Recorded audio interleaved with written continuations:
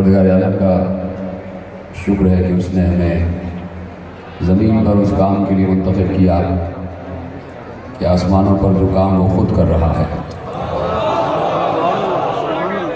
اس وقت زمین اور آسمان سے حسین حسین کی آوازیں آ رہی ہیں۔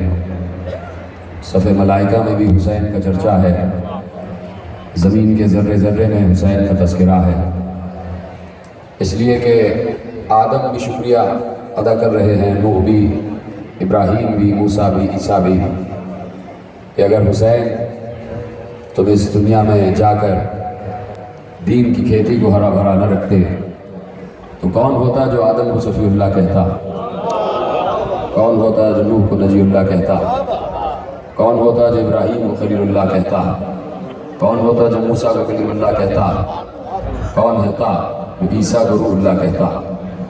اس لیے کہ دنیا کا یہ طریقہ کار رہا ہے کہ اس نے ہمیشہ سے دولت کو اپنا خدا بنایا ہے، دولت کو اپنا پالنہار بنایا ہے، لیکن حسین نے کہا کہ دولت خدا نہیں ہے، خدا خدا ہے۔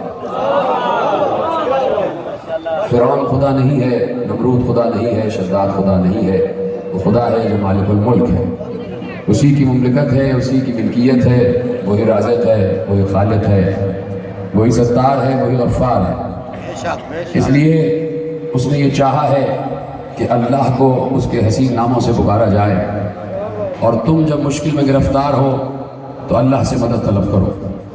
اس لیے کہ جب موسیٰ جا رہے تھے تبلیغ کے لیے اللہ کے حکم سے، اللہ نے موسیٰ سے کہا کہ جاؤ فرعون سے تبلیغ کرو، انہو طغیٰ، وہ بڑی سرکشی پر آمادہ ہے، جاؤ موسیٰ تبلیغ کرو اور ہمارا پیغام اس کو پہنچاؤ اور اس کو بتاؤ کہ ہم ہیں، ہمارے ہوتے ہوئے تم ہماری مسند پہ نہیں بیٹھ سکتے، اس لیے کہ اس مقصد کے اور اس مسند کے ہم ہی حقدار ہیں۔ جناب موسیٰ جانے لگے تو جاتے جاتے اللہ نے کہا کہ کیا بغیر مدد مانگے چلے جاؤ گے؟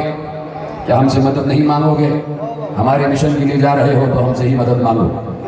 موسیٰ نے کہا پروردگار مدد مانگتا ہوں۔ کہ مدد مانگ رہے ہو لیکن جیسے ہم بتائیں ویسے مانگو۔ موسیٰ ہاتھ اٹھاؤ اور جو ہم کہیں وہ دہراؤ۔ موسیٰ نے ہاتھ اٹھا دیے، آواز آ رہی تھی، موسیٰ دہرا رہے تھے، کہا کہو رب اشرح لی صدری ویسر لی امری واحلل عقدۃ من لسانی یفقہوا قولی واجعل لی وزیرا من